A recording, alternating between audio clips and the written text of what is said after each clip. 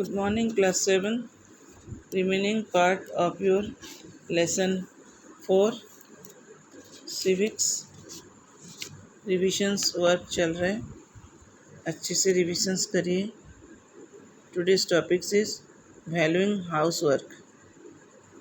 Across the world, the main responsibility for housework and caregiving tasks looking after the female family, especially children.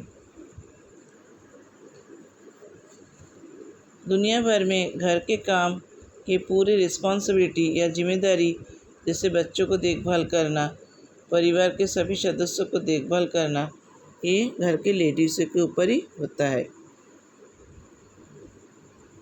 Looking after the family, specially children, the elderly and sick members lies with women.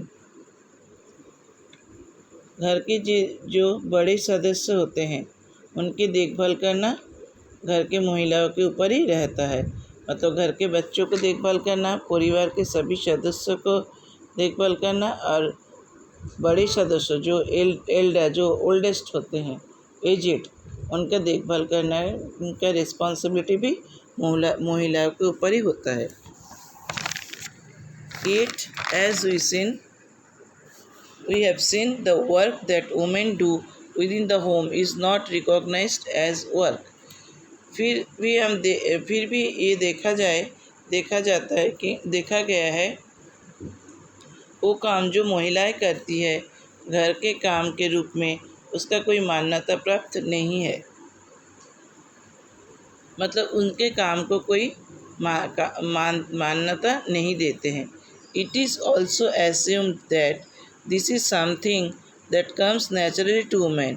If it therefore does not have to be paid for, and society devalues this work. ये भी माना गया है कि स्वाभाविक रूप से घर के घरेलू कामकाज महिलाओं के ऊपर ही आता है. इसके लिए भुगतान करने की कोई आवश्यकता नहीं है और समाज ये काम को अवमूल्यन करता है. मतलब डिवैल्यू करता है, अवमूल्यन करता है. इसका कोई वैल्यू नहीं देता है.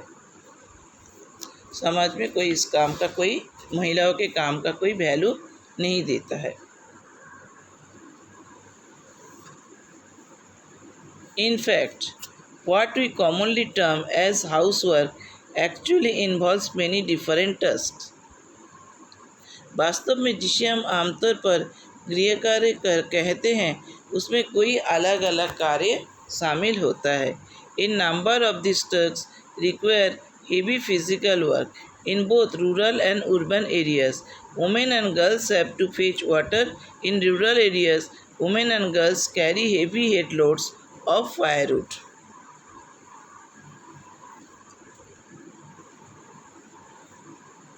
इस कार्य के लिए भारी शारीरिक परिश्रम की आवश्यकता होता है.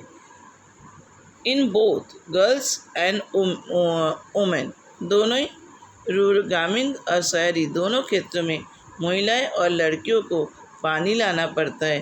गांव में महिलाओं जलाऊ लकड़ी के लिए भी भारी भार सिर के ऊपर उठाते हैं. भारी भार उनको उठाना पड़ता है. मतलब गांव में रूरल एरिया एंड अर्बन दोनों एरिया में, रूरल एंड अर्बन दोनों एरिया में महिलाओं और लड़कियों ने पानी लाने के लिए जाना पड़ता है, पानी लेने जाना पड़ता है. और गांव के महिलाओं को जलाऊ लकड़ी के लिए भी भारी भार उठाना पड़ता है.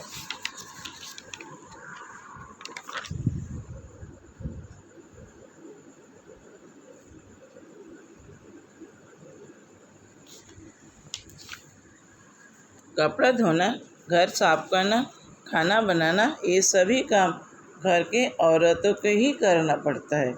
But as we know, the equality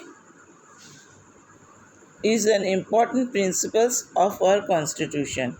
Constitution equality के ऊपर जोर दे रहा है. आज ये वर्क आज जो कॉन्स्टिट्यूशन हमारे तैयार हुआ है, इसमें लेडीज़ के काम को भी महत्व दिया जा रहा है। भी समाज के हमारे जो समाज के कस्टम्स, रीति नीति, समाज व्यवस्था था, ये धीरे धीरे चेंजेस हो रहे। ये संविधान के एक महत्वपूर्ण सिद्धांत है। ये कॉन्स्टिट्यूशन इक्वलिटी के ऊपर जोर दे रहा है, प्राधान्य दे रहा है। मतलब लेडीज़ एंड जेंट्स दोनों के इक्वलिटी के ऊपर, दोनों बराबर एक के ऊपर संविधान एक महत्वपूर्ण सिद्धांत दे रहा है। The constitution says that being male और female should not become a reason for discrimination. संविधान कहता है कि हम पुरुष और महिलाओं में कोनो भेदभाव के कारण नहीं बनता। पुरुष और महिला के मध्य कोई भी भेदभाव, कोई भी डिस्क्रिमिनेशन नहीं बनता है। Therefore, the government committed and taking positive steps to remedy to the situation. इसलिए सरकार ये प्रतिबंधकता दूर करने के लिए प्रतिबद्ध है और स्थिति को सुधारने के लिए सकारात्मक स्थिति ले रही है। अतः सरकार बहुत सारे प्रोजेक्ट ले आ रहे हैं इस परिस्थिति को संभालने के लिए, परिस्थिति में सुधार लाने के लिए। The government has set up anganwadis और child care centre in several villages.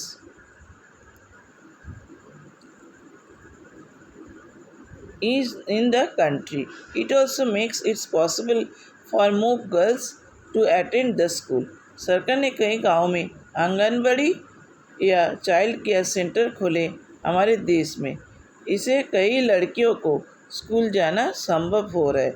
वहाँ बच्चों का, छोटे बच्चे से बड़े बच्चे तक का, छोटे बच्चों को उस आंगनबाड़ी में पढ़ने का सुयोग सुविधा सरकार दे रहे और वहाँ मिड डे मील का भी व्यवस्था है।